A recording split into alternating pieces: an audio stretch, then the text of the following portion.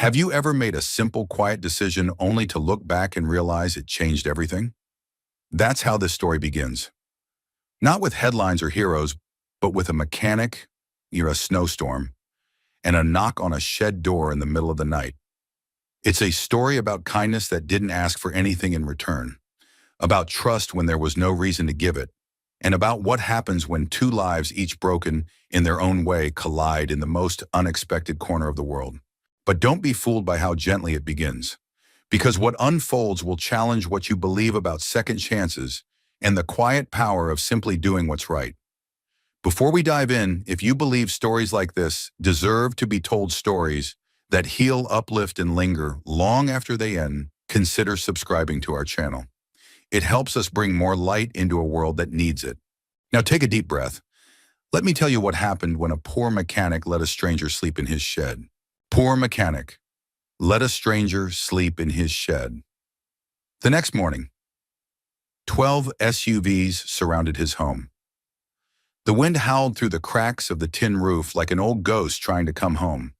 Outside, the snow fell in thick, silent sheets, covering the gravel driveway and bearing the rusty pickup that hadn't moved in weeks. Jack Miller sat in the far corner of his garage-turned-living room, hunched over a bowl of canned chili, his hands still stained with grease. The heat from the wood stove barely reached his boots. Montana winters weren't kind, but Jack didn't mind the quiet. He preferred engines to people. Machines didn't lie, didn't leave. They just needed the right parts and a steady hand, unlike his past. Then came the knock. It wasn't loud, not the kind of knock meant to disturb. It was hesitant, almost embarrassed, like someone knocking not to ask, but to apologize for asking. Jack stood still, listening. Another gust of wind, then nothing. He set the bowl down, slowly stepped toward the back window that looked out over the shed. Movement. He grabbed the flashlight from the tool bench, pulled on his coat, and stepped outside into the cold. The shed sat a few yards from the garage, an old structure used to store parts he never organized. Its door was slightly ajar. Jack approached cautiously. He wasn't paranoid, just practiced. Out here, people didn't show up without a reason, and when they did, it was rarely good. "Hello," he called out. No answer. He pushed the door open with his boot and aimed the flashlight inside. That's when he saw her. A woman, mid-30s maybe, drenched in snow hair tangled beneath a knit beanie coat zipped to her chin. Her cheeks were flushed raw from the cold, and her eyes were wide with something between fear and exhaustion. "I'm sorry," she said, voice shaking. "I didn't mean to trespass. I needed somewhere dry, just for the night." Jack didn't move for a second. She wasn't holding anything but a small black backpack clutched tight to her chest. No threat, no bravado, just desperation wearing the face of someone who hadn't slept in days. He lowered the flashlight. "You shouldn't be out in this," he said. "It's 18 degrees and dropping." "I didn't have a choice." Jack glanced at the frigid wind swirling behind her, then stepped aside. "I've got an old cot and a space heater. It's not much, but better than freezing in here." She blinked. "You're serious? I don't make jokes in a blizzard." He led her toward the garage, unlocked the side door, and let her in. The room was cluttered but warm. A half-rebuilt carburetor lay in pieces on the table next to a plate of toast. Jack turned the heater higher and pointed to a folded cot in the corner. "You can sleep here. Bathroom's through that door. You need food." She hesitated, then nodded. He handed her a bowl of chili and a worn towel. She murmured a thank you so soft he barely heard it, then sank onto the cot with a kind of silent collapse. Jack didn't ask questions. Not yet. He wasn't in the business of interrogating people life had already cornered. Instead, he poured another cup of coffee and went back to his bench. For a while, there was only the sound of the wind, the soft clink of metal tools, and her quiet spooning of soup. It wasn't until the fire burned low that she spoke again. "My name's Ellie," she said quietly. Jack looked up. He nodded. "Jack, I didn't mean to scare you. I've been walking for hours. My phone's dead. My ride." She trailed off. "Let's just say I got left behind." Jack leaned back. "That backpack looks heavy." She clutched it a little tighter. "Just stuff I need to keep safe." Jack didn't press. "You can rest here tonight. Tomorrow we'll figure out your next step." Ellie looked around, her gaze softening for the first time. "Why are you helping me?" He paused. Because it's cold, he said simply. And you knocked. She stared at him for a long moment, then whispered, most people would have turned me away. Jack gave a wry smile. Most people aren't me. He went to stoke the fire, and behind him she finally laid down on the cot, backpack still wrapped in her arms. She didn't let it out of her sight. That night Jack slept only lightly. Not because he feared for his safety, but because something about the girl didn't quite fit. Her boots were expensive but scuffed. Her jacket insulated and high-end had the tag cut off. And that backpack, it wasn't the kind you took camping. It was the kind tech guys carried into secure rooms. Still, he said nothing. Sometimes the best way to learn someone's story was just to wait. The next morning before dawn, Jack stepped out to fetch firewood and stopped cold. A long line of SUVs, matte black and silent, curved down the snowy road and came to a halt outside his garage. 12 of them. No logos, no license plates, engines still running. Jack squinted through the snow as doors opened in near unison. Men in suits stepped out, no uniforms, no weapons visible, but with the unmistakable coordination of trained professionals. One man in a charcoal gray coat stepped forward, looking at Jack with a calm that felt entirely rehearsed. "Mr. Miller," he said. Jack didn't respond. "We're looking for someone, a woman, traveling alone. She may have passed through here last night." Jack kept his hands in his coat pockets. His jaw tightened. "Lot of women in Montana," he said. The man smiled politely. "This one's different." From behind the frosted window, Ellie was watching, and in that exact moment, Jack knew two things. And one, this woman was far more than she'd let on. And two, he was already in it, whether he liked it or not. Snow crunched beneath polished soles as the man in the gray coat stepped closer to Jack's garage. Behind him, the other vehicles idled in eerie synchronization, their tinted windows reflecting the early morning light like the surface of a black lake. Jack didn't move from the porch. The man spoke with an air of calm authority, his voice low but deliberate. "We're not here to cause trouble, Mr. Miller. We're just trying to ensure someone's safety." Jack's eyes didn't waver. "Seems like a lot of cars for one person." The man smiled politely as if acknowledging a clever remark. "Elena Ward, traveling alone, petite, dark hair. She may have come this way." Jack felt the weight of her name drop like a wrench in his gut. Elena Ward. The name was familiar, faint headlines from years ago. Something about a sudden resignation, a family empire, and then silence. "She might be in danger," the man added, voice dipped in concern. "She hasn't been well." Inside, behind the small window near the cot, Jack knew Elena was listening. He could feel her presence pressing against the air just behind the cracked drywall. Jack gave a slow shrug. Didn't see anyone. The man's smile didn't change. He reached into his coat, not suddenly, but with the kind of control that said, "I've done this before," and handed Jack a card. "Just in case. If she shows up, call that number. 24 hours a day. We'd appreciate it." Jack took the card without looking. "Not much happens up here." "That's the impression we got." The man replied, his tone softening into something vaguely condescending. He nodded once, turned back to the caravan, and with a subtle hand gesture, the entire line of SUVs reversed and turned in perfect sequence, like a fleet of shadows fading into the snow. When the last car disappeared beyond the bend, Jack closed the door quietly, locking it behind him. Ellie was standing just a few feet away, her face pale, fingers clenched around the straps of her backpack. "I'm sorry," she said immediately. "I didn't mean to bring them here." "Who are they?" Jack asked. She looked down. "They're not government, if that's what you're thinking. They're from the Ward Foundation's legal protection team. At least that's what the business cards usually say." "You said your name was Ellie." "It is. Ellie Ward." Jack didn't say anything. He just walked to the stove, poured himself a cup of coffee, and stared out the window. The snow had started again, this time finer, quieter. Finally, he said, "Why are they looking for you like you stole a nuclear code?" Ellie let out a shaky laugh, but it didn't reach her eyes. "Because I stole something worse from them, and I didn't steal it to sell or to ruin anyone. I just took back the truth." Jack turned. "They think I'm unstable," she continued, "that I had a breakdown. It's what the press release said. One morning I woke up and my email access was revoked. My badge didn't work. They issued a statement that I was on medical leave. 2 weeks later, they replaced me on the board. You were on the board of WardCore, Jack asked, incredulous. I was the CTO, she said, Chief Technology Officer, until I realized they were hiding things. Structurally, systemically. Not small mistakes, Jack. Whole systems of obfuscation layered across shell companies and false audits. I tried to stop it. He frowned. Then why not go to the press or the SEC? Because I needed proof. Real proof. The kind they can't scrub. And by the time I had it, I'd already been flagged as unreliable. Discredited internally. Legally gagged. Even my own name in the system is now marked with a diagnostic code, mental instability. That was their failsafe.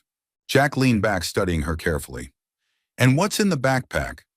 She stepped forward, slowly unzipped the top, and pulled out a small black case the size of a paperback novel. She opened it, revealing a custom-built external drive surrounded by insulated foam. Along the edges were scribbled notes in tiny perfect handwriting, an encryption key, a hash code, timestamps.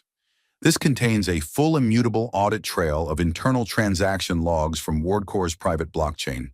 It proves that assets marked for a nonprofit education fund were rerouted into offshore holdings. Over $500 million. This was the last version of the code before they rewrote the audit layer.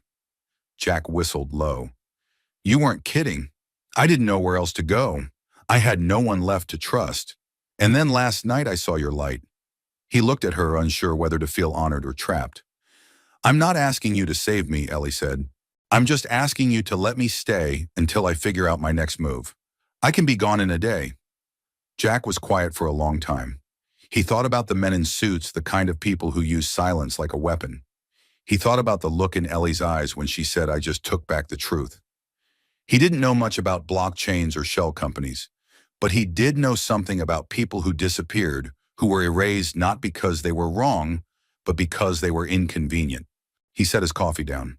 You can stay. 1 day. 2 if we get snowed in. Ellie gave a small, tired nod. But Jack added, if we're going to do this, we need to be smart. No phones, no online activity, and you show me everything in that drive. She hesitated, then handed it over. Jack placed the case on his workbench like a sacred object. He didn't know yet what doors it would open or close, but he had the sudden, unmistakable feeling that the snowstorm outside had nothing on the one about to come. Jack sat at his workbench, the cold metal edge pressing into his forearms as he examined the drive Ellie had handed him. The black casing was matte custom-built, something more at home in a secure server farm than in a mechanic's garage. His fingers hovered over the latch, not out of fear, but out of respect. He'd worked with secure systems years ago, back when his days were filled with circuit boards and airlocked labs, not oil pans and socket wrenches. He recognized the craftsmanship, the intention behind it. This was built by someone who didn't want it found, he murmured. Ellie, now wrapped in one of his thick flannel shirts, leaned against the doorway, between the small kitchenette and the workshop, holding a mug of lukewarm tea. Her face was drawn but steady. She'd stopped shaking at least. It's air-gapped, she said. The files are layered under a disguised directory. The encryption requires biometric pairing my thumbprint. I used my own build of a privacy-focused OS. You'll need to boot it from the USB key in my backpack. Jack raised an eyebrow, impressed despite himself. Most people carry sandwiches in their backpack, he muttered. Ellie gave a weak laugh. Sandwiches don't get subpoenas. Jack inserted the drive into the rigged-up workstation he kept for diagnostics, an old ThinkPad he'd rebuilt and reprogrammed to run as lean as possible. He plugged in Ellie's OS key and booted to a sterile, minimalist interface. No internet, no tracking, just raw access. A biometric prompt appeared on the screen. Ellie stepped forward, placed her thumb on the sensor. The screen blinked, then bloomed. Lines of code, directories nested inside directories. File names that meant nothing to a layman, but everything to someone who understood back-end systems, auth, ARP, pay, DSB, or CryptoBot, X5, FundShift, Mirror, Ledger, V7 Doc, Proofs, Exec, Lock. Jack whistled softly. I haven't seen logs structured like this since the aerospace contracts. I modeled them after that architecture, Ellie said. It's one of the few formats they never fully deprecated. Most of it's self-documenting. He opened a file and scanned through its contents. At first glance, it was a maze of hashes, transaction IDs, internal timestamps. But as he read, a pattern emerged. One transaction every week, always after 2 a.m. EST, always involving the same three shell accounts, and always just under the reporting threshold for auto-flagging. Jack sat back. They funneled the money slowly. Not in big chunks, but drips automated, hidden among legitimate disbursements. Ellie nodded. The platform was originally designed for transparency, smart auditing, immutability. But someone built a shadow layer. I think it started as a stress test, but it was never removed, just hidden. Jack stared at the screen. Who else knows about this? I told two people, she said. One was a data compliance officer. He resigned a week after I showed him a sample. The other was my father. Jack looked up. The founder, Ellie, nodded. He wanted to take it public. But 3 weeks later, he announced a sabbatical and moved to Europe. We haven't spoken since. The name Ward now rang louder in Jack's mind. Jonathan Ward, founder of Ward Core, hailed as a pioneer of ethical fintech. A man who championed financial literacy, transparency, and the decentralization of power. Then out of nowhere, he left it all behind. What happened? Jack asked. Ellie lowered her gaze. He didn't want the fight. Or maybe he just didn't want the fall. I don't blame him, really. But I couldn't walk away. The wind outside rose, again rattling the panes. Jack stood and poured another cup of coffee, offering one to her. You know what this means, he said. Even if we prove the transactions are real, they'll claim they were authorized. Without the right metadata, they'll say you forged it.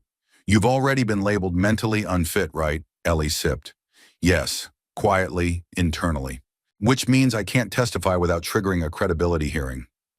Jack leaned against the counter. His mind was ticking now, not like a mechanic, but like the systems engineer he used to be. Like someone who designed frameworks to survive failure. Redundancy, verification. You said this is only part of it. What else is out there? Ellie hesitated. The second half of the audit keys kept offline, physically separated. My father's idea, a legacy system for accountability. They're stored on a private server tied to a librarian's credentials in Boulder. That's where the full reconstruction becomes indisputable. Jack raised an eyebrow. Boulder? That's 8 hours south, Ellie set her mug down. I can get there if I avoid airports and major highways. I just need a few more days. I need this to be airtight before I release anything. Otherwise, they'll bury it again. Or me. He didn't ask what she meant by bury. He understood figuratively, legally, reputationally, and quietly. Jack looked at the drive again, the numbers pulsing across the screen like a heartbeat. Truth alive and encrypted. You're not going alone, he said at last. Ellie blinked. You don't have to. I do, Jack interrupted. I've spent a decade hiding from the world, thinking what I knew didn't matter anymore. But this is the kind of thing that breaks cycles. He picked up the drive and carefully closed the case. Besides, he added, glancing around the cluttered garage, it's not every day a poor mechanic gets to outrun a trillion-dollar corporation with a CTO in flannel pajamas. Ellie laughed softly. Then her face turned serious again. Thank you, Jack, for believing me. Jack met her eyes. Don't thank me yet, he said. We've got a long road and a lot of data between us and the truth. Outside, the snow kept falling soft and undisturbed. But inside, something had shifted. This wasn't just about hiding anymore. It was about building a case that couldn't be denied. And Jack Miller, reluctant, solitary, quietly brilliant Jack, was back in the game. The following morning brought a tentative stillness. The snow had stopped sometime before dawn, laying a pristine white hush over the world. The trees stood like quiet sentinels outside Jack's garage, their branches heavy with the weight of the storm. Inside, however, a different kind of storm was just beginning. Jack sat on an overturned crate sipping black coffee from a chipped enamel mug.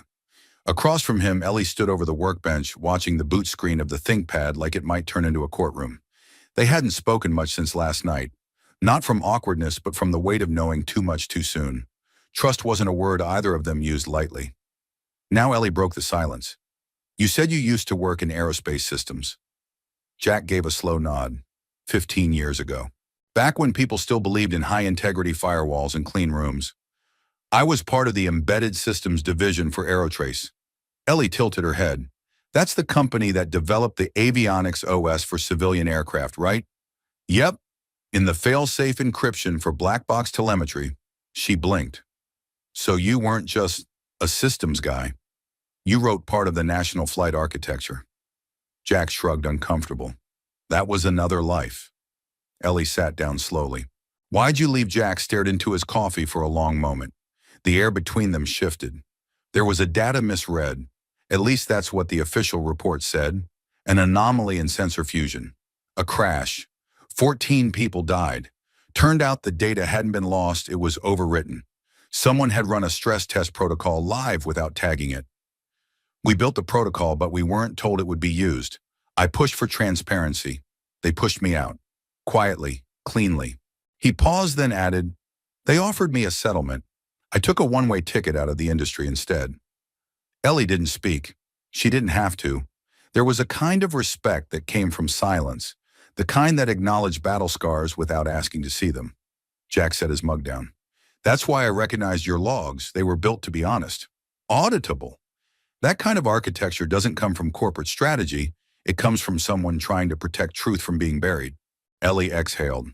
That's what I wanted. But they turned it into something else. They made it just transparent enough to impress investors and just flexible enough to manipulate from within. Jack nodded slowly, his expression hardening. You designed the truth, and they gave it a face that lied. She looked down, her fingers brushing against the edge of the workbench. I just wanted to build something that couldn't be corrupted. But I didn't anticipate what they'd do with the backdoors I left for updates for debugging. They exploited the same tools I made to fix problems. Jack stood and began pacing his mind, working through the problem, the way he once disassembled engines by feel, by instinct, by pattern recognition. Okay, he said finally. Let's assume you recover the second half of the audit logs in Boulder. That gives you what, a mirrored view of the fund movements, Ellie nodded.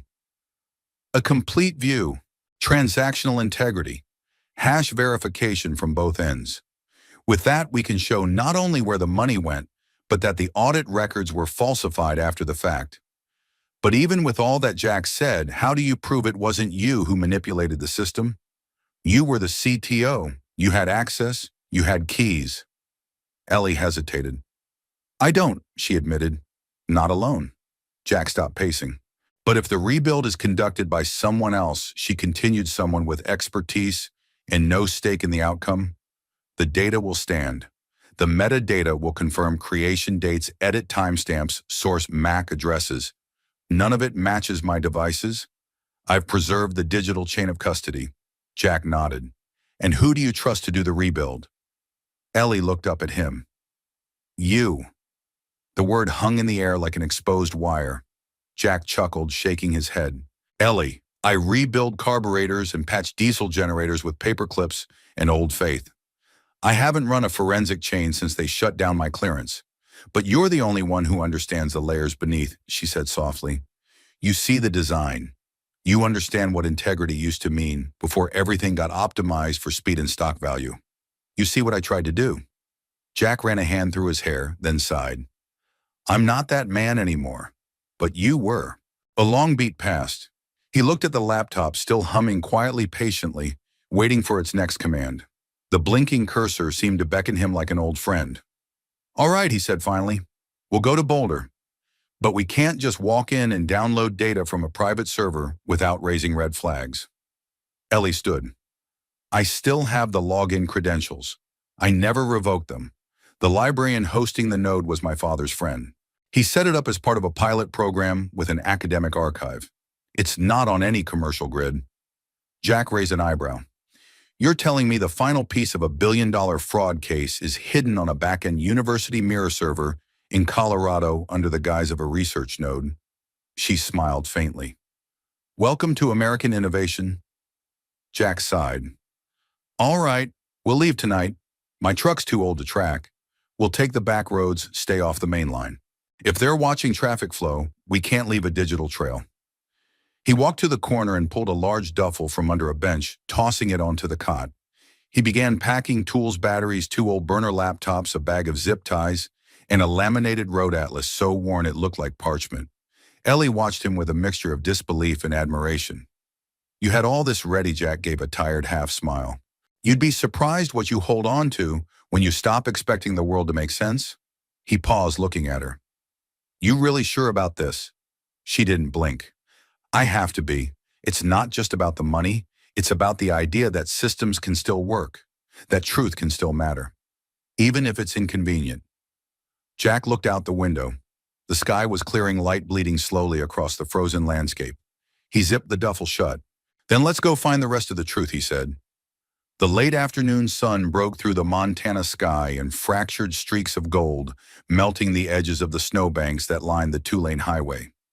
Jack's old Chevy truck rumbled steadily southbound, its engine grumbling like an old dog that hadn't been walked in months, but still remembered the route. The heater worked when it wanted to, and the radio had long since given up, replaced by a soft, humming sound Ellie made when the silence grew too loud. They hadn't spoken much in the first few hours, not out of distance, but focus. Jack was driving with the precision of someone who knew that the road might be the safest place or the most watched. No GPS, no Bluetooth, phones off, batteries pulled. Ellie had even covered her smartwatch with 2 layers of foil and stashed it in the glove compartment. Jack had laughed when she did it, but not because it was overkill, because it meant she understood what they were up against.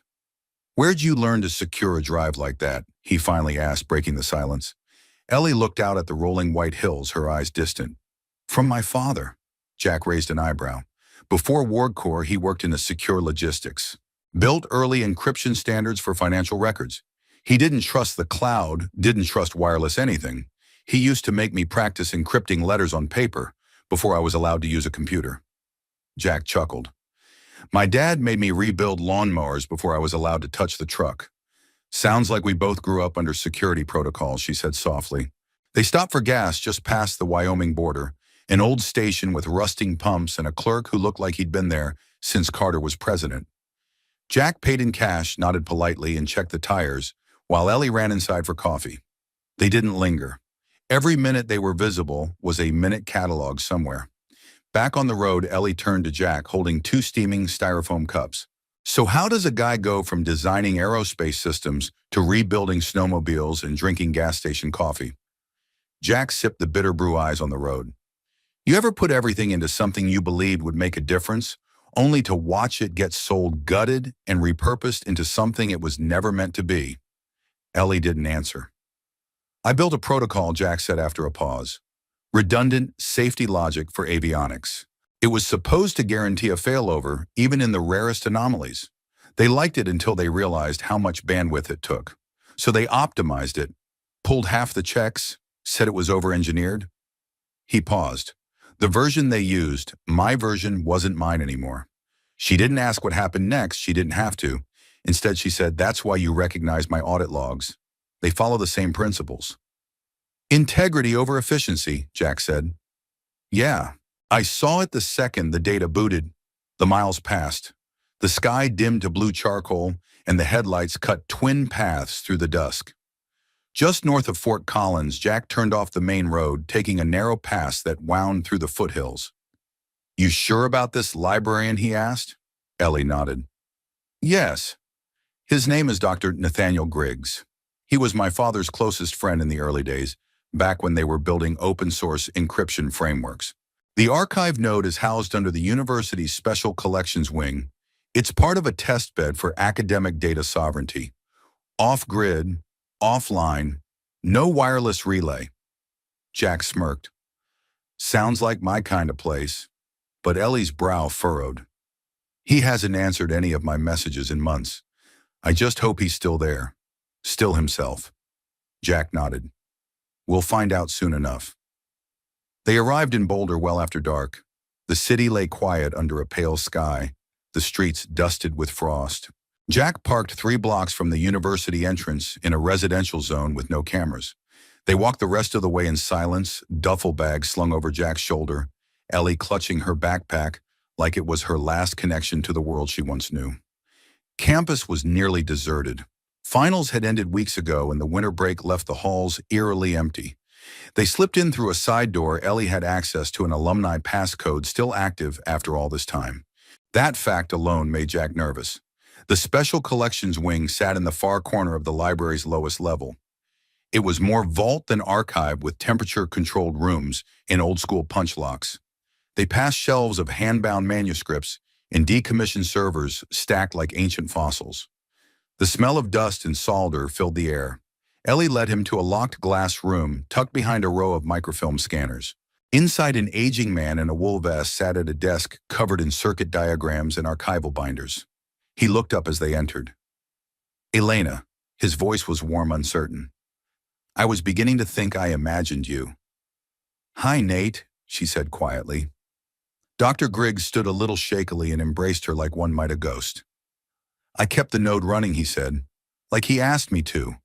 Didn't know if you'd ever come back." Jack stood by the door watching. "Who's he?" Nate asked, giving Jack a once-over. Jack gave a small wave. "I'm the guy with the clean system who knows how to speak your language." Griggs smiled faintly. "Good, because you're going to need it." He turned back to Ellie. "They came last month, said it was an audit, took backups, said you were unstable. I didn't believe them, but I couldn't risk pushing back." Ellie's face fell. "They know about the node," Griggs nodded slowly, "but they don't know it still exists." Jack stepped forward. "Then we need to act fast. We brought the partial logs. We need the mirrored ledger and the metadata from your last node sync. Full reconstruction." Griggs blinked, then smiled wider than he had all night. "Then let's light the damn thing up." He turned to the far wall, flipped two ancient-looking switches, and an entire rack of servers whirred to life with the soft hum of something old, powerful, and forgotten. Jack looked at Ellie.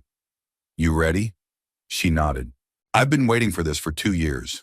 The low hum of the server rack was oddly comforting, like the murmur of a trusted confidant, too old to speak, but too loyal to forget. Jack stood with his arms crossed, eyes narrowing as the status lights blinked to life in rows of green and amber. To anyone else, it would have looked like a collection of outdated equipment, but to him it was beautiful, deliberate analog untouched by the cloud.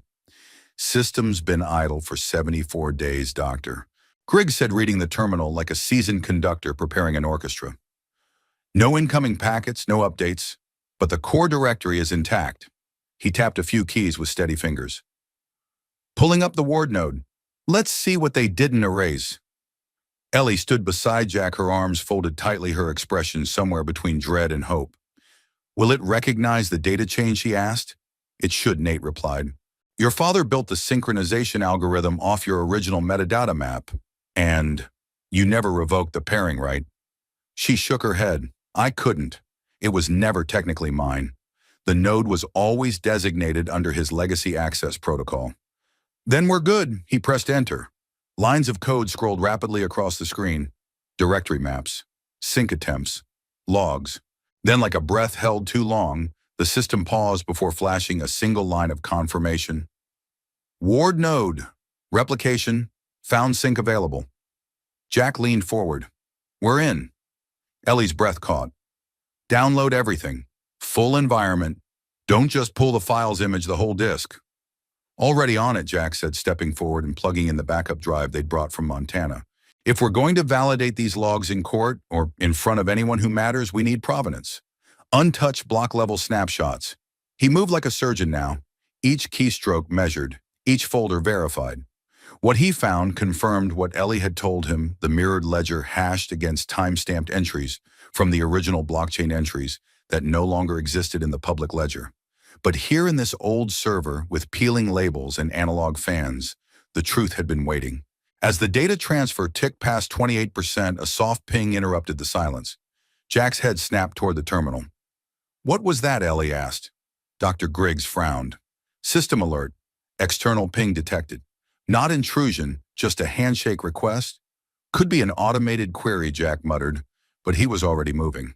He yanked a cable from the wall, severing any live connections. "No sense taking chances," he said. "Air gap the rest manually." "Wait," Ellie said, staring at the logs that had appeared on screen moments before he disconnected. "That handshake. It's coming from inside WardCore's remote auditing division." Griggs swore under his breath. "They're pinging legacy nodes, looking for data ghosts. They might not know this one's still alive, but they're sweeping." Jack exhaled. which means we've got maybe 30 minutes before someone notices the delay or the anomaly. Griggs nodded. Less if they're proactive. Keep the node offline, Jack said, and clone the contents to both drives. We can't take chances. If we lose even a byte of metadata, this all becomes speculative again. Ellie's voice was steady now. This is enough, isn't it? This validates everything. Jack nodded slowly. This confirms the fund transfers were rerouted. It shows the original audit logs were overwritten and when. It also proves the decision trails came from identities with elevated access. Not yours. She looked down at the drive. So why doesn't it feel like we've won? Jack hesitated. Because we haven't yet. Ellie turned to Griggs. Nathaniel, do you still have access to the internal communication logs, the unarchived ones from the Foundation's planning board? His eyebrows lifted. Technically, yes. They were mirrored here for compliance purposes. It was part of your father's transparency initiative. The board voted to shut it down, but they never formally removed the redundancy. It's buried. Can you pull them? She asked, her voice tight. I need to know something. Jack glanced at her. Ellie, we've already got the ledger. What else? But she didn't answer. Her eyes were locked on the screen. Dr. Griggs nodded and opened a hidden partition. A simple directory, no encryption, just an archaic naming system that hadn't been touched in 2 years. They searched for 15 minutes. Then Jack stopped cold. Here. He clicked open a file labeled Intcom Exec Meeting, Transcript 5/12/23. TXT. The contents weren't long. A transcript. A closed-door meeting. Ellie's name appeared 4 times. Jack's eyes skimmed the lines, then stopped. Read this, he said, voice low. Exec 1. If she keeps pressing for a forensic review, we can't just delay her again. Exec 2. We use the Tier 3 flag. Mental health protocol, it's in the bylaws. Exec 1, she's the founder's daughter. Exec 3, exactly. If she goes public, it'll look like a family feud. No one will believe she's objective. Exec 2, run the Tier 3, lock credentials, isolate her. Exec 1, Jonathan won't like this. Exec 3, he already signed off. Silence. Ellie's hand trembled against the desk. Jack didn't say a word. He didn't have to. Ellie stepped back as if the room had tilted. Her father's name, his signature. It wasn't just the system that betrayed her. It was blood. Jack reached out instinctively, steadying her by the arm. She blinked, cleared her throat, and straightened her shoulders. I needed to see that she whispered. Ellie, no. I needed to know how far they went, and how far he let them. Griggs quietly handed her the drive. Jack looked at her, something deeper settling in his voice. This doesn't just expose the financial truth anymore. This is a roadmap of everything they used to erase you. She nodded slowly. And now I'm going to use it to rebuild myself. The mountain road back out of Boulder twisted like a thread pulled taut through time.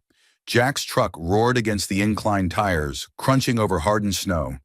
In the back seat, 2 identical external drives lay cushioned in foam and wrapped in thick canvas.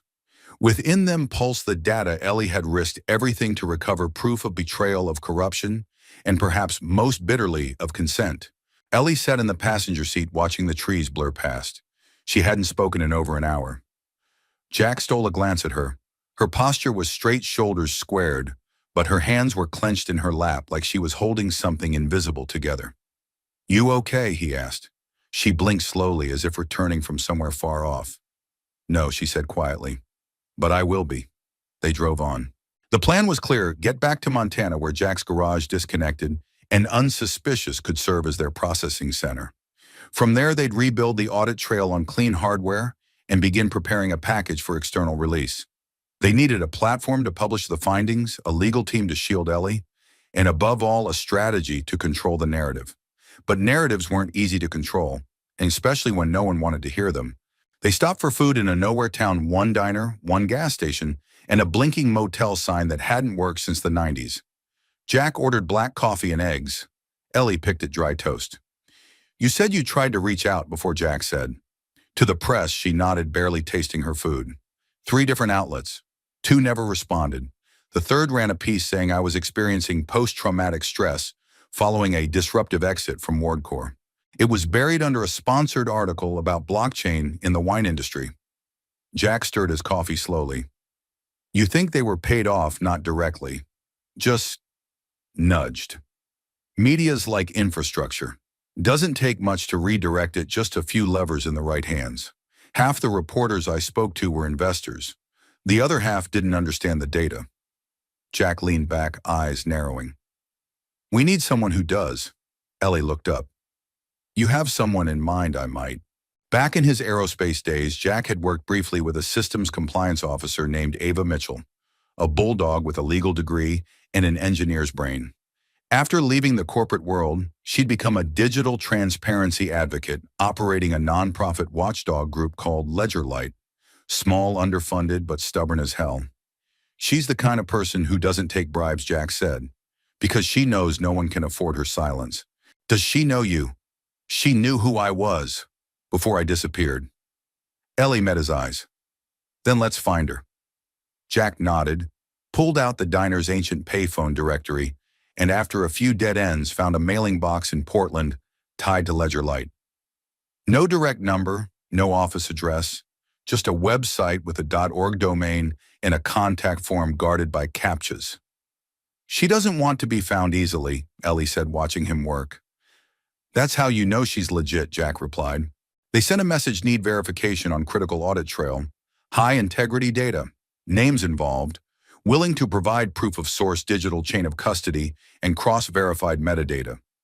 This is not a leak, it's a ledger. Jack left only a burner number 1 that pinged through a privacy server located in Iceland. Then they waited. 2 days. Silence.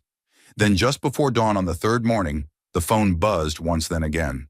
A text appeared, secure line. 15 mins. Answer. Jack glanced at Ellie. It's her. They answered in the truck, parked in a forest, pull-off snow falling in soft curtains around them. A voice came through, low, calm, and precise. You're Jack Miller. Yes. And you're with Elena Ward. Yes. Pause. I've been waiting for this call for 2 years, Ava said. Your files just lit up on a few dormant networks. Jack frowned. I thought you were off the grid. I am, but some of my systems aren't. You hit a hash match. I've been listening for it ever since WardCorp's Tier 3 flag was used without a medical review. Ellie leaned in. You knew I suspected, Ava said, but suspicions don't change institutions. Data does. Jack got to the point. We have the full trail, original ledger, mirrored sync, metadata intact, names, dates, access logs. Ava didn't hesitate. Then I'm flying to you. We're off grid, not for long. I'll bring a clean terminal and legal counsel. Don't move, don't share. And for God's sake, don't try to leak it online. You'll lose control in the first 20 minutes. Ellie asked, can you help us release this properly? I can help the truth defend itself, Ava replied. That's what matters now. The call ended. Jack turned to Ellie. She's in. Ellie closed her eyes, took a breath that went deeper than anything she'd drawn since this began. But when she opened them again, there was a question still lingering behind her calm. What if? People don't care, she whispered. Jack didn't answer right away. Instead, he reached into the glove compartment and pulled out an old photo, creased and faded. A young girl, maybe 8, sitting on the hood of a tractor, her cheeks smudged with grease. Jack beside her, beaming with the kind of pride that life hadn't taken from him yet. My daughter used to ask why people lie, he said quietly. I never had a good answer, but I told her the truth doesn't disappear just because no one's listening. Ellie stared at the picture. What happened to her? She and her mom left. Safer that way. They still send letters sometimes. He tucked the photo away. Point is, we tell the truth anyway, even if it doesn't trend, even if it doesn't win awards, because someday someone will need to hear it, and they'll know where to find it. Ellie didn't speak, but her hand found his on the console between them, and for a moment neither of them felt quite so alone. The snow was still falling when Ava Mitchell arrived, though arrived didn't quite capture the way she materialized. No headlights, no sound. Just a hybrid SUV rolling up the gravel path behind Jack's garage like it had been part of the mountain all along. She stepped out in a long charcoal coat, glasses, fogged slightly from the temperature change, a black briefcase in one hand, and a military-grade laptop bag in the other. Her gray hair was tied back in a loose knot, and her expression was the kind that didn't waste time on greetings. "You must be Jack," she said. Jack nodded. "That's me." Ava's eyes slid past him, landing on Ellie, who stood by the garage door, shoulders squared like she was bracing for impact. "And you," Ava said. "You're the storm they tried to bury." Ellie didn't flinch. "Still here." Ava gave a faint smile, one of approval, not comfort. "Let's get to work." They convened in Jack's garage, now scrubbed clean and reconfigured into a makeshift lab. The air smelled faintly of motor oil and pine, but the hum of new equipment quickly took over Ava's portable terminal. 2 portable servers and a biometric authentication reader she'd set up within minutes of arrival. Ellie laid out the drives, carefully sealed and labeled. Jack had already isolated the network. No routers, no Wi-Fi, only hardwired air-gap systems running on battery backups. "This is more secure than most of what I've seen in federal labs," Ava murmured. "Old habits," Jack said, "and a healthy distrust of modern convenience." Ava powered on her system and plugged in the primary drive. Her fingers danced across the keys with a fluency only years of paranoia and practice could teach. "Tell me what I'm looking at," she said. Ellie stepped forward, her voice measured. "This is the mirrored audit ledger from WardCore's original transparency platform before the architecture was rewritten. It contains a complete record of financial movements from 3 core accounts designated for charitable foundations." Ava's eyes narrowed. "And those funds were rerouted?" "Yes," Ellie said, "into private shell holdings with no direct disclosures. The manipulation occurred through internal permission overrides and hidden flags inside the audit layer flags I helped build." "Under pressure?" Ava asked. Ellie paused. "Under loyalty." "At first." Ava nodded, satisfied.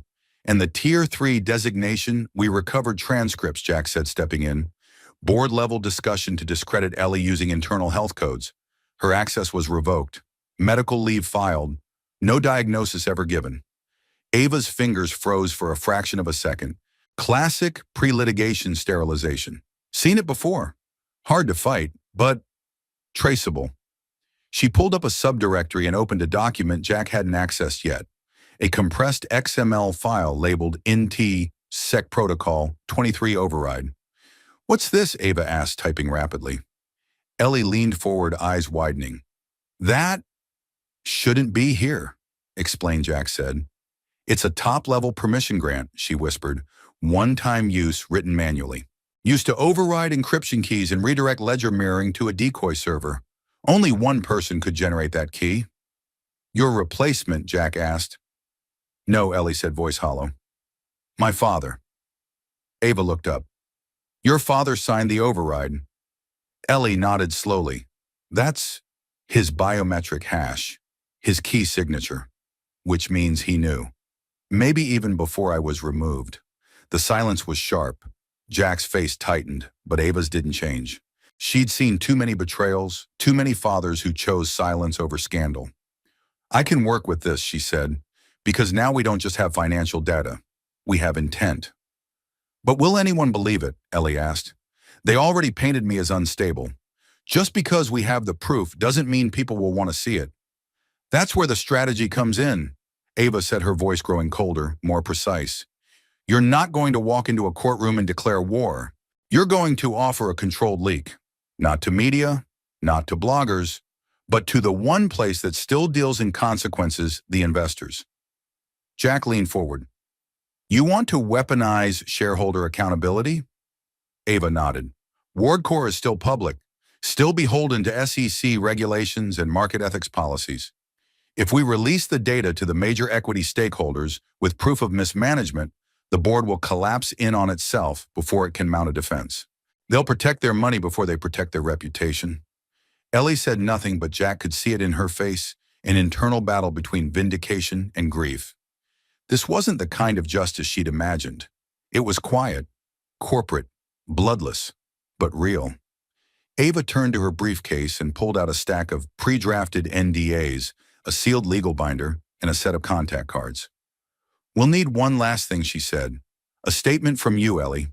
Written, calm, precise. No accusations, no emotion. Just a record. You're not the enemy here. You're the whistleblower. They'll want to paint you as vengeful. Don't give them anything they can twist. Ellie took a breath, then nodded. I'll write it tonight, good Ava said, because tomorrow this goes to the equity board of Vanguard Capital. Jack blinked. That's one of their biggest investors. Exactly. They have a zero-tolerance policy on undisclosed financial risk. If they see this coming and aren't prepared, they'll tank the stock themselves to salvage control. That's your opening. Jack leaned back, processing. You've done this before. Ava's face softened just slightly. Too many times. That night, the garage stayed lit until almost 3 in the morning. Jack brewed strong coffee in an old steel pot. Ellie sat hunched over her keyboard, every word in her statement measured like it might be held against her, which it might. Ava worked with surgical efficiency, preparing data packages, building encrypted links to be sent only when a specific time trigger was activated. They weren't just preparing to reveal the truth. They were preparing to release it in a way that couldn't be ignored. And somewhere around the 4th hour, Ellie looked up from her screen and said almost to herself, I used to think justice came from courts, but now I think maybe it comes from people who refuse to stay quiet. Jack didn't say anything. He just reached over, slid her a fresh mug of coffee, and went back to work beside her shoulder to shoulder in the silence that follows awakening. The upload began at 6:04 a.m., not to the media, not to a public server, but to a vaulted investor relations platform with multi-tiered encryption accessed only by high-net-worth institutional stakeholders. Ava had timed it perfectly, targeting the start of the business day on the East Coast. The payload was silent. Just one message attached to a clean metadata chain and a read-only report, material discrepancies in WardCore charitable fund audits, with full ledger reconstruction and cross-verified forensic trail. Please review prior to quarterly stakeholder call. Attached a compressed file labeled Transparency Ledger.v1. From the outside, nothing happened. But inside the global financial network, ripples began. Jack stood by the garage window, cradling his coffee, watching dawn push against the snowy treetops. Ellie sat behind him, staring at her laptop as if it might blink back. Ava paced a few feet away, phone in one hand, earpiece in the other, murmuring legal phrases like forced disclosure, threshold, and statutory notice period. You think they'll act? Ellie finally asked. Ava paused her call and turned. They'll act, she said. They won't have a choice. These aren't journalists we're talking to. They're stewards of money. They can ignore a story, but not a risk. Jack stepped closer. What about legal retaliation? Cease and desist. They won't do it yet, Ava said. Not until they know what else you have. And that uncertainty is our shield. Ellie nodded slowly, but Jack saw it. Her hands were trembling. You okay? He asked gently. She tried to smile, but it wavered. This is the part I didn't plan for. The waiting. Jack offered his mug. Coffee doesn't help, but it makes the shaking feel like someone else's problem. She took the mug with a grateful laugh. Then Ava's phone buzzed. She answered, listening for no more than 10 seconds before saying, Put it through. She looked up at Jack and Ellie. That was fast. On speaker, a clipped voice crackled through. Male, authoritative, slightly impatient. Ms. Mitchell, this is Daniel Trent from Vanguard Risk Division. We've received your submission. Our forensic team has verified the integrity of the files. We need to confirm, is this a sanctioned whistleblower action or a hostile disclosure? Ava replied calmly, This is a formal whistleblower disclosure under 18 U.S.C. Paragraph 15-114 with digital chain of custody intact. My client is available for closed session testimony should the board require it. There was a pause on the line. Understood. I'll convene with the Executive Risk Committee immediately. Click. Ava looked at Ellie. We just moved from speculation to strategy. The next ripple came less than 2 hours later. WardCore stock dipped, not by much, but enough to register on automated trading systems. Volume spiked. Analysts flagged internal instability rumors. No articles ran, no headlines broke, but within private investor channels, questions started leaking. Why was Vanguard reviewing WardCore? Who authorized the audit? Why wasn't the board informed? Then came the silencing attempts, subtle, indirect, but unmistakable. Jack's truck, parked at the edge of his lot, was visited by 2 men in suits who claimed to be surveyors from the county. When questioned, they left without explanation. Ellie's old phone, which had been powered off and stashed in a lead-lined case, lit up with 5 missed calls from a blocked number and a single text that read, Come home. You've made your point. Ava dismissed it immediately. That's not an olive branch. It's a rope disguised as rescue. But Jack noticed Ellie's reaction, not fear, but a kind of hollow sadness, like the last shard of her former life had just dissolved. You can stop now, Jack said softly. No one would blame you. Ellie looked at him, and for a long moment the world outside seemed far away. I can't, she said, because now it's not just about me. That evening, just as the sun began to set behind the Montana pines, a storm moved in, not the weather kind, but something subtler, more charged. An email arrived from WardCorps' general counsel. It was precisely worded, polished by multiple hands, and sent with the subject line, Request for Reconciliation Discussion. Ellie read it aloud. We acknowledge recent circulation of data connected to Miss Elena Ward and former internal systems. In the interest of constructive resolution, our executive team invites Ms. Ward to a private roundtable discussion to address potential misinterpretations and align on factual clarification. This is not a legal proceeding, and any information exchange will remain confidential under mutual NDA. Jack scoffed. Translation. We're scared, but not enough to admit it. Ava was already replying. We'll agree to a recorded session with third-party observers. No NDA, no off-record discussions. If they refuse, it's proof they never intended transparency. She hit send without waiting. Then came the third ripple. A message forwarded through Ava's encrypted relay, an unsigned internal memo from within the company, sent anonymously. The kind of thing no one wants to leak, but someone finally does. It read, per legal guidance, prepare for phased leadership reassignment in Q1. If requested, all executive team members should be prepared to confirm non-involvement with charitable fund audit procedures. Reinforce internal silence protocols.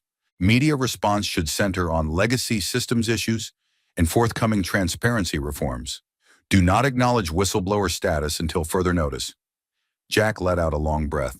They're unraveling. Ellie said nothing. She just closed her eyes for a long moment. Then she asked Ava, do you think they'll actually admit it? Publicly, Ava shook her head. Not unless they're forced to. But it doesn't matter. The moment investors lose confidence, truth becomes self-enforcing. They'll clean house to stabilize stock. Your job wasn't to bring down the castle, it was to show the cracks. Ellie turned to Jack. What happens next? He looked at her with quiet admiration. You go from surviving to leading. And just like that, for the first time since she stepped into his shed, that frozen night, Ellie Ward straightened her spine, not with defiance, but with purpose. I'm ready. At precisely 9:00 a.m. Eastern Time, WardCorps' board released an official statement. It was 3 paragraphs long, carefully vetted, and full of the kind of language that meant everything and nothing at once. Following an internal review, WardCorps acknowledges discrepancies in the historical ledger logs of select philanthropic allocations. As part of our commitment to transparency, we are launching a full third-party forensic audit. While we cannot comment on individual personnel matters, we remain aligned with the values of our founder, Jonathan Ward, and will pursue all necessary actions to rebuild trust. It was, as Ava predicted, an admission wrapped in insulation. But the signal was clear. They had no defense left that wouldn't cost more than surrender. Across the country, in boardrooms and strategy calls, the quiet panic began. Investors demanded emergency meetings. Internal teams scrambled to revise contingency plans. Half the executive board went silent. The other half started updating LinkedIn profiles. And at the center of it all, a woman once labeled unstable had become the only voice worth listening to.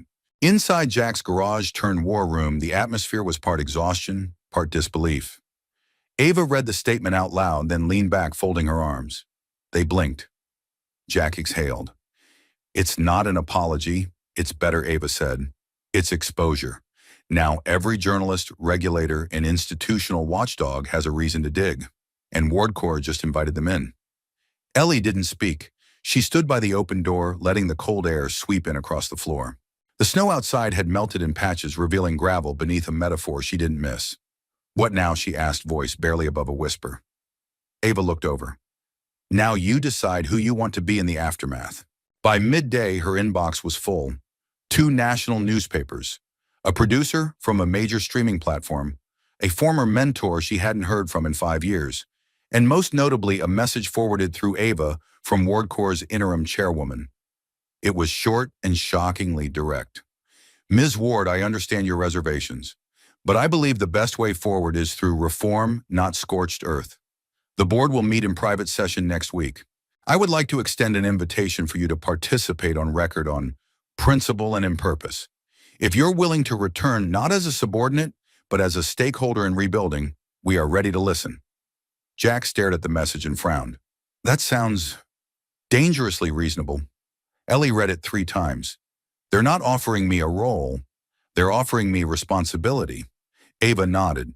That's how they rebuild the brand, with the person they tried to erase. Jack turned to Ellie. You thinking about it? She didn't answer right away. Instead, she stepped outside. The Montana air was crisp, the sun cold but bright. Ellie stood by the edge of the gravel path where it met the woods and watched the wind dance through the pines. Jack followed a few moments later, his boots crunching beside her. You don't have to go back, he said gently. I know. They'll want to use your name, your image, your silence, maybe even your guilt. She smiled faintly. I know that too, but you're considering it. She looked at him. Not because I want to be part of the machine, but because I helped build it. And maybe I'm the only one left who remembers what it was supposed to be. Jack studied her face, no fear, no bitterness, just clarity, purpose shaped by wounds that had been cleaned, not hidden. You're not the same woman who knocked on my shed in the snow. No, she said. She didn't know yet what she was made of. They returned inside. Ava had already drafted a response. I am willing to participate in the upcoming session. I will do so not as a passive observer, but as a principled voice advocating for systemic accountability and transparent reform. I will not sign retroactive NDAs. I will not contribute to whitewashed history. I will, however, work to ensure that WardCorp becomes what it claimed to be a place where technology serves truth, not silence. Ellie read it, then added one line. If you can accept that, then we can begin again. That evening, they sat around the wood stove in silence, a rare stillness settling over the garage. You think they'll listen to you? Jack asked. They might. And if they don't? She turned to him, the firelight flickering in her eyes. Then I'll build something better. He smiled, and for a long moment they just sat there, not as mechanic and whistleblower, not as fugitives or saviors, but simply as 2 people who had carried each other through a storm and come out standing. Later, Jack unfolded the envelope Ellie had placed on his workbench, a quiet gesture from earlier that day. Inside was a check, no name, no memo line, just a number written in ink. He stared at it stunned. Ellie, he called out. She looked up from her laptop. I can't take this. It's not for you, she said. It's for the garage, for the people who'll come here needing a place to start over. Jack looked at her. You mean, turn this into something? She nodded. You fixed more than machines here. You fixed me. Now maybe it's time this place did that for others. Jack didn't reply. He didn't have to, because in that moment he knew exactly what he'd build next. The conference room on the 43rd floor of the WardCorp Tower was nothing like Ellie remembered. Gone were the sleek LED panels, the ambient soundscapes, the hand-polished marble. This version was sterile, stripped-down functional, a temporary space repurposed after the executive suite had been quietly shuttered for renovations. No more over-designed statements of power, only folding chairs, neutral walls, and a projection screen already glowing with the company's new emblem, a simplified logo surrounded by the words, Reform Committee, Phase 1. Ellie stood just outside the glass doors, watching her reflection as much as the people inside. She wore a navy blazer borrowed and a white blouse she'd ironed that morning in Jack's garage, sleeves rolled up slightly. No makeup, no pretense, just clarity. Ava stepped up beside her tablet in hand earpiece in place. They'll open with formal acknowledgement, Ava said, then a statement of intent. Then they'll offer you the floor. They want contrition, not accountability, Ellie said. Then give them, neither Ava replied. Give them conviction. Inside the board members were gathering. Some familiar faces, people she once called colleagues, mentors. Others were new, recently installed, likely at the insistence of major stakeholders demanding reform. Ellie took one breath, then walked in. The room quieted immediately. Back in Montana, Jack stood in his garage, now partially cleared of engine parts, repainted and reorganized. Two young men, both in their early 20s, were bent over a cracked laptop on a folding table. Another girl, barely 18, soldered a tiny board under a desk lamp. They weren't mechanics. Not yet. But they were learning. Behind them, the wall bore a freshly mounted sign, laser-cut steel on reclaimed wood, second circuit repair. Rethink. Rebuild. The name had been Ellie's idea. Jack had laughed at first. It sounds like a superhero lair, he'd said. She smiled. Or a second chance. The grant Ellie had left behind had transformed Jack's quiet haven into something else, a community tech lab, a teaching space, a place where discarded machines and lost ambition found new alignment. Kids who dropped out, veterans with nothing to return to, even retirees trying to stay sharp. Jack walked past the soldering station offering a quick word of advice. Clean the tip, Jenna. Let the iron do the work. She looked up, nodded, then grinned. Yes, sir, he returned the smile. Somewhere deep inside, something softened a part of him that had stayed rusted for years, now turning smooth again. In the Ward Corps conference room, Ellie stood at the head of the table. The interim chairwoman, a composed woman named Vera Sanjani, gave a short introduction, acknowledging Ellie's previous role and the courage it took to return. Ellie listened without reaction. Then the floor was hers. She stepped forward, unplugged the waiting laptop from the projector, and instead pulled a printed stack of papers from her bag. I'm not here to share slides, she said. You've seen the data. You know what happened. The room shifted, chairs creaked. I'm here to talk about what allowed it to happen. She walked slowly along the side of the table. Ward Corps was built on a promise that technology would serve people, not manipulate them. But somewhere along the way, efficiency outran ethics. Profit silenced protocol. And people like me who raise flags were told we were disruptive to morale. She looked around the room, holding each gaze a second longer than comfortable. Some of you enabled it, others stayed silent. A few of you weren't even here yet, but now you carry the responsibility of cleaning up the legacy you inherited. A man near the end of the table cleared his throat. With respect, Ms. Ward, our investors expect measurable outcomes. The board is prepared to discuss options, perhaps even a formal reinstatement, if your goals align with I'm not here for a title, Ellie said sharply. I'm here to ensure what happened doesn't happen again. Silence. She laid a copy of her audit reconstruction on the table. This isn't a weapon, it's a mirror. It shows where the code broke, where the oversight vanished, and where people chose convenience over courage. Another pause. Then Vera leaned forward. What do you propose? Ellie straightened. 3 things. First, every internal audit and donation above $1 million from the last 10 years must be re-verified by an external independent agency. No one spoke. Second, the Tier 3 employee review system must be abolished. Today, no more weaponizing health protocols. Eyes dropped to the table. And third, you publish a full record of all charity fund transfers, past and present, including the ones that didn't meet your PR metrics. Not because you're forced to, but because transparency means nothing if it's only turned on when it benefits you. There was no applause, no cheers, but no objections either. Finally, Vera said quietly, will you help oversee the implementation? Ellie looked around. Not at the power, not at the apology, but at the possibility. I'll advise, she said, but I won't stay inside the machine. 2 days later, an open letter from Ellie was published on Ward Corps' homepage, then syndicated to over 100 platforms. The truth doesn't belong to corporations or shareholders. It belongs to the people who live in the systems we build. If we cannot hold ourselves accountable, someone else will. I hope this time we choose to be better. That night back in Montana, Jack found her on the porch of the garage. She sat wrapped in a flannel blanket, watching the kids inside the lab work late into the night. Good day, he asked, handing her a mug of hot cider. Ellie nodded. Hard, but right. Jack sat beside her. You going back? She shook her head. No, I'm moving forward. There's a difference. Jack smiled. Yeah, there is. They sat together in silence, two souls once derailed by systems too big to fight, now part of something smaller, quieter but more honest. A place rebuilt not with capital, but with courage. And this time the lights inside the garage weren't just for repairs.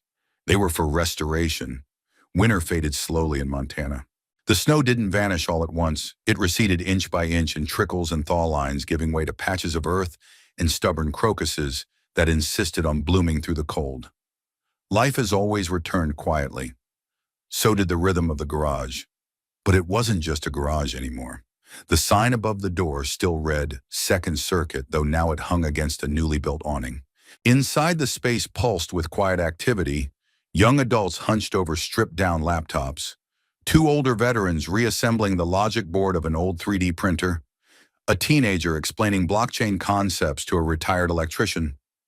Every table was full, every project humming with a sense of forward motion. Jack Miller stood near the front arms, crossed a smudge of grease on his cheek, and the kind of peace in his chest he hadn't felt in decades. He hadn't just fixed a space. He'd helped create a second chance for everyone who stepped through those doors, including himself. The national headlines had moved on, as they always do. WardCorp's internal restructuring made waves for a few weeks. A few board members resigned. A high-profile investor called for ethical reinvention. An op-ed praised the company for its willingness to embrace uncomfortable truths.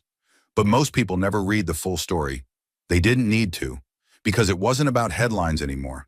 It was about what remained. Ellie Ward didn't return to the company. She didn't write a memoir or give interviews. She quietly launched a foundation focused on digital accountability and open-source education. Her name became associated not with scandal, but with clarity and a kind of courage not built on confrontation, but compassion. She didn't speak much about what happened in those final board meetings. Only that she'd said what needed saying and walked away on her own terms. One Friday morning, weeks after the last patch of snow melted, Ellie returned to Montana. No press, no escort, just a suitcase, a USB drive in her pocket, and a scarf wrapped around her neck. She found Jack in the garage, helping a young woman install a CPU into a hand-built frame. "You've turned into a teacher," she said from the doorway. Jack turned. His face lit up, not with surprise, but with quiet gladness. "I just hand them the right wrench." She stepped inside, letting the familiar scent of warm solder and pine dust settle around her. "They listen to you," she said. "They don't listen," Jack replied. "They trust." "That's better." He led her outside to the porch where 2 mugs of coffee steamed beside an old wooden bench. They sat like they had months before, when the world was still unraveling, and neither of them had known what lay ahead. Now there was time for reflection, for quiet, for gratitude. "I went back," Ellie said, sipping her coffee. "To see my father." Jack turned to listening. "He's not sick, just old in ways I didn't see before. Tired. I think part of him hoped I wouldn't come. Not out of shame, but out of fear that I'd ask him why." "Did you?" "No, I didn't need to anymore." Jack nodded slowly. Sometimes the answer's in the silence. They sat for a while, watching the sun melt against the treetops. Behind them, laughter echoed from the garage. Someone had powered up an old console, and a new generation was discovering pixelated adventure. Ellie smiled at the sound. "It's strange," she said. "Everything I thought I'd lost wasn't gone. It was just waiting for me to become someone who could carry it better." Jack looked at her, then not as the lost woman who had once appeared on his snowy doorstep, but as someone whole, someone strong, not because she had avoided the fire, but because she had walked through it. "You didn't just carry it," he said. "You gave it shape." She turned to him. "And you, Jack Miller, gave me a place to start again." He looked down, almost bashful. "I didn't do much. Just open the shed." "No," Ellie said. "You opened a door the world had slammed shut on me." Later that day, as the sun began to dip below the ridge, Jack handed her a set of keys. "What's this?" she asked. "The back room's finished. I figured you might want to run your foundation from here, when you're in town." Ellie looked down at the keys, then at him. "You're giving me part of the garage," No, Jack said with a small smile. "I'm just giving you a place to leave the light on." She closed her fingers around the keys. And for the first time in a long time, she didn't feel like she was returning somewhere. She felt like she was home. That night, they left the doors open. The warm glow from inside spilled out into the darkening pines. There were no speeches, no ceremony, just people learning, laughing, building. And 2 figures on the porch, quietly watching the future they had helped shape. The world didn't change in a day, But in one corner of it, a mechanic's kindness and a whistleblower's courage had rewritten what was possible, not with noise, but with resolve, with truth, with the simple, radical power of saying, "You matter. You are not lost. There's still a place for you here." And sometimes that's where the light settles, right where the broken things begin to heal. Before you go, we'd love to know, where in the world are you watching from? Let us know in the comments. We read every one, and it means so much to feel connected with listeners from all over the globe. And if this story touched you, if it reminded you that small acts of kindness can lead to something far greater, please consider subscribing to the channel. It's the best way to support us and to make sure you never miss another story that might move you, surprise you, or stay with you. From the bottom of our hearts, thank you for spending time with us today. We hope this story left something warm in yours. Until next time, take care, stay kind, and keep believing in the quiet miracles all around us.